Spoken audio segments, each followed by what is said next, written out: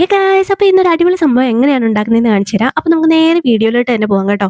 അപ്പോൾ അതിനായിട്ട് എടുത്തിട്ടുള്ളത് പച്ചമഞ്ഞളും ആര്യവേപ്പിലയും ആണ് കേട്ടോ. പച്ചമഞ്ഞൾ ഇത്രയാണ് എടുത്തിട്ടുള്ളത്. ഒരു കൈപ്പിടിയോളം ഉണ്ട് കേട്ടോ. അപ്പോൾ പച്ചമഞ്ഞളിൻ്റെ ഗുണങ്ങൾ ഞാൻ പറയേണ്ട ആവശ്യമില്ലെന്ന് തോന്നുന്നു. പണ്ട് മുതൽക്കേ നമ്മൾ കുഞ്ഞു വാവകൾക്ക് വരെ യൂസ് ചെയ്യുന്ന ഒരു സംഭവമാണ്. അപ്പോൾ ഇതെന്ന് പറയുന്ന പിഗ്മെൻറ്റേഷനൊക്കെ കുറച്ച് സ്കിന്നൊന്ന് ഗ്ലോ ചെയ്യാനായിട്ട് ഹെൽപ്പ് ചെയ്യുന്നതാണ് ഈ പച്ചമഞ്ഞൾ. പിന്നെ ആക്നെ പോലുള്ള കാര്യങ്ങളിലെ ആ ഒരു പസ്സൊക്കെ റെഡ്യൂസ് ചെയ്യാനായിട്ടും ഈ പച്ചമഞ്ഞളിൻ്റെ ഒരു പ്രോപ്പർട്ടി ഹെൽപ്പ് ചെയ്യുന്നുണ്ട്. അപ്പോൾ ഇച്ചിങ്, സ്കിൻ അലർജി അങ്ങനെയൊക്കെയുള്ള കാര്യങ്ങളൊക്കെ ഉണ്ടെങ്കിൽ നമുക്ക് പച്ചമഞ്ഞളൊക്കെ ധൈര്യമായിട്ട് യൂസ് ചെയ്യാം. പിന്നെ ഞാനിവിടെ ഒരു കൈപ്പിടിയോളം എടുത്തിട്ടുള്ളത് ആര്യവേപ്പിലയാണ്. ഇതിൻ്റെ ഗുണങ്ങൾ ഞാൻ പിന്നെ പറയേണ്ട ആവശ്യമില്ല. മുറ്റത്ത് തന്നെ നട്ട് വളർത്തുന്നത് അടിപൊളിയാണ്. ഒരു കൈപ്പിടിയോളം എടുത്തിട്ടുണ്ട്. ഇതിന് ആൻറ്റി ഫംഗൽ പ്രോപ്പർട്ടി ഉണ്ട് കേട്ടോ. അതുകൊണ്ട് തന്നെ നമ്മുടെ ആക്നെ, പിമ്പിൾസ് പോലെയുള്ള കാര്യങ്ങളൊക്കെ കുറച്ച് നല്ല അടിപൊളിയാക്കി തരും. പിന്നെ ആര്യവേപ്പില നമ്മൾ റോ ഫോമിൽ യൂസ് ചെയ്യാൻ പാടില്ല കേട്ടോ. കാരണം ഇത് കുറച്ചൊന്ന് ഡ്രൈ ആണ്, ഓയിൽ കൺട്രോൾ ചെയ്യും. അപ്പം ഡ്രൈ സ്കിൻ ഉള്ളവർക്കൊക്കെ ഭയങ്കരമായിട്ട് സ്കിന്ന് ഡ്രൈ ആയിപ്പോവും. അതുകൊണ്ട് എന്തെങ്കിലും ആയിട്ടൊന്ന് മിക്സ് ചെയ്തിട്ട് മാത്രമേ പാക്ക് ഒക്കെ ആയിട്ട് ഇടുമ്പോൾ നമ്മൾ ഫേസിലിടാൻ പാടുള്ളൂ. ഈ ഒരു 2 ഇൻഗ്രീഡിയൻസും വെള്ളം തൊടാണ്ട് ഒന്ന് അരച്ചെടുക്കണം. ഞാനിപ്പോൾ ഒരു മിക്സിയുടെ ജാറിലാണ് ഇതൊന്ന് അരച്ചെടുക്കാൻ പോകുന്നത്. വെള്ളം തൊടാണ്ട് അരച്ചെടുക്കണമെന്ന് പറയാൻ കാരണം ഞാനിവിടെ ഉണ്ടാക്കാൻ പോകുന്നത് സ്കിന്നിന് വേണ്ടിയിട്ടുള്ള ഒരു ഓയിലാണേ.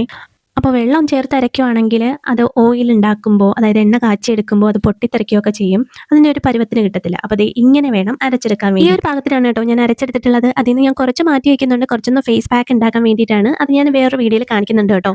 അപ്പോൾ ഈ മിറാക്കിൾ ഓയിൽ ഉണ്ടാക്കുമ്പോൾ എന്തായാലും നമുക്ക് ഓയിൽ വേണം. ഞാനിവിടെ എടുത്തിട്ടുള്ളത് കോക്കനട്ട് ഓയിലാണ്. കടായി ഒന്ന് ചൂടാകുമ്പോൾ ഓയിൽ ഒഴിച്ചു കൊടുക്കണം. അപ്പോൾ ഞാനിവിടെ എടുത്തിട്ടുള്ളത് 250 ഗ്രാം ഓയിലാണ് കേട്ടോ. അപ്പോൾ കടായി ഒന്ന് ചൂടായി അതിൽ വെള്ളമൊക്കെ മാറുമ്പോൾ നമ്മളുടെ ഓയിൽ ഒഴിച്ചു കൊടുക്കണം. ഇതൊരു 500 ഗ്രാമിൻ്റെ ബോട്ടിലാണ്. അപ്പോൾ അതിലൊരു 250 ഗ്രാം, അതായത് ഈ ബോട്ടിലിൻ്റെ പകുതിയോളം മാത്രമേ ഞാൻ എടുത്തിട്ടുണ്ടായിരുന്നുള്ളൂ. പിന്നെ ഓയിൽ ഇതേ തിളയ്ക്കാൻ നിൽക്കരുത്. ഈ ഒരു പരുവമാകുമ്പോൾ നമ്മുടെ കൂട്ട് ഇതിലേക്ക് ഇട്ട് കൊടുക്കണം കേട്ടോ. ഞാൻ മുന്നേ പറഞ്ഞിരുന്നില്ലേ, വെള്ളം തൊടാണ്ട് വേണം നമ്മുടെ ഈ ഒരു കൂട്ട് അരച്ചെടുക്കുക. ഇല്ലെങ്കിൽ ഓയിലും അതിലുള്ള എക്സസ് വാട്ടറും കൂടി ചേർന്ന് പൊട്ടിത്തെറിക്കാൻ കാരണം. പിന്നെ ഏതൊരു എണ്ണ കാച്ചുമ്പോഴും നമ്മൾ മെയിനായിട്ട് ശ്രദ്ധിക്കേണ്ട ഒരു കാര്യമാണ്, ഒരു കാരണവശാലും ഫ്ലെയിം കൂട്ടിയിടരുത്. നമ്മുടെ മെയിൻ ഇൻഗ്രീഡിയൻസ് പെട്ടെന്ന് കരിഞ്ഞു പോകും. മാത്രമല്ല അതിൻ്റെ ഒരു ഗുണവും ആ ഒരു ഓയിലിൽ എത്തില്ല. സോ നമ്മൾ ലോ ഫ്ലെയിമിൽ മാത്രമേ ഇത് ചൂടാക്കി എടുക്കാവുള്ളൂ. ഇടയ്ക്കിടയ്ക്ക് ഇളക്കി കൊടുത്തുകൊണ്ടിരിക്കണം. ഇതാണ് ഇതേ ഒരു പരുവം. ഒരുപാടങ്ങ് മൂത്ത് പോകരുത്, അതിൻ്റെ ഒരു ഗുണവും കിട്ടത്തില്ല. അപ്പോൾ ഇവിടെ ഓയിൽ റെഡി ആയിട്ടുണ്ട്. നന്നായിട്ട് ചൂടൊക്കെ മാറിയതിന് ശേഷം ഒരു നല്ലൊരു ഗ്ലാസ് കണ്ടെയ്നറിലോട്ട് മാറ്റി വെക്കണം. ഗ്ലാസ് കണ്ടെയ്നർ ഇല്ലെങ്കിൽ പ്ലാസ്റ്റിക് കണ്ടെയ്നർ ആയാലും മതി, എയർ ടൈറ്റ് ആയിരിക്കണം. അപ്പോൾ ഞാനിവിടെ ഒരു 2.5-3 മണിക്കൂറോളം വെയിറ്റ് ചെയ്തു. അപ്പോൾ ചൂടെല്ലാം മാറി നമുക്കൊന്ന് അരിച്ച് വേണം എടുക്കാൻ കേട്ടോ. അപ്പോൾ ഞാനിവിടെ അരിപ്പല്ല യൂസ് ചെയ്തത്, ഞാനൊരു കോട്ടൺ ക്ലോത്ത് ആണ് യൂസ് ചെയ്തിട്ടുണ്ടായിരുന്നത്.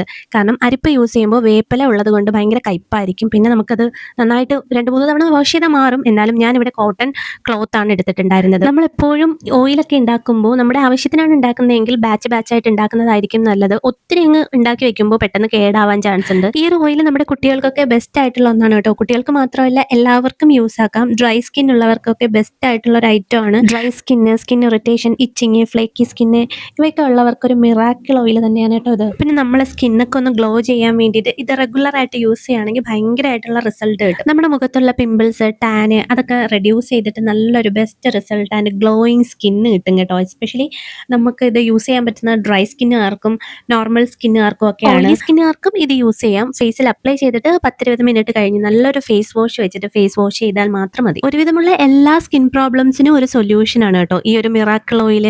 അപ്പോൾ നിങ്ങൾ തീർച്ചയായിട്ടും ഇത് ഉണ്ടാക്കി നോക്കണം.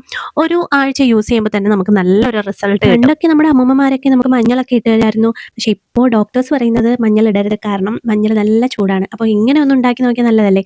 അപ്പോൾ എന്തായാലും വാവമാർക്കൊക്കെ ഓയിൽ മസാജ് ബെസ്റ്റ് ആയിട്ടുള്ള ഒരു കാര്യമാണല്ലേ. അപ്പോൾ മെഡിസിനൽ വാല്യൂ ഉള്ള ഓയിലാണെങ്കിൽ അത് കുറച്ചുകൂടി ബെസ്റ്റ് അല്ലേ. അപ്പോൾ നമ്മുടെ മിറാക്കിൾ ഓയിൽ ഇവിടെ റെഡി ആയിട്ടുണ്ട്. ഇത് നമുക്ക് ഫേസിൽ ജസ്റ്റ് ഒന്ന് അപ്ലൈ ചെയ്ത് കൊടുത്താലും മതി.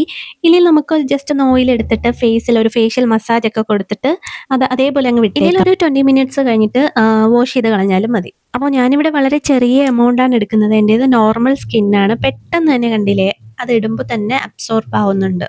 നമ്മുടെ കയ്യിലും കാലിലും ഒക്കെ മസാജ് ചെയ്യാൻ ബെസ്റ്റ് ആയിട്ടുള്ളൊരു സംഭവമാണ്. ഈ ബോഡി ഫുള്ളായാലും നമുക്ക് ഓയിൽ മസാജ് ചെയ്യാൻ ബെസ്റ്റാണ്. നല്ലതുപോലെ ടാൻ റിമൂവ് ചെയ്യാനുള്ള ഒരു കപ്പാസിറ്റി ഉണ്ട് കേട്ടോ ഈ ഒരു ഓയിലിന്. അപ്പോൾ പിന്നെ ശ്രദ്ധിക്കേണ്ട ഒരു കാര്യം കൺസിസ്റ്റൻസിയാണ്. നാച്ചുറൽ ആയിട്ടുള്ള ഏതൊരു സ്കിൻ കെയർ മെറ്റീരിയൽ യൂസ് ചെയ്താലും റിസൾട്ട് വേണമെങ്കിൽ നമ്മൾ റെഗുലറായിട്ട് തന്നെ യൂസ് ചെയ്യണം എന്നുള്ളതാണ്.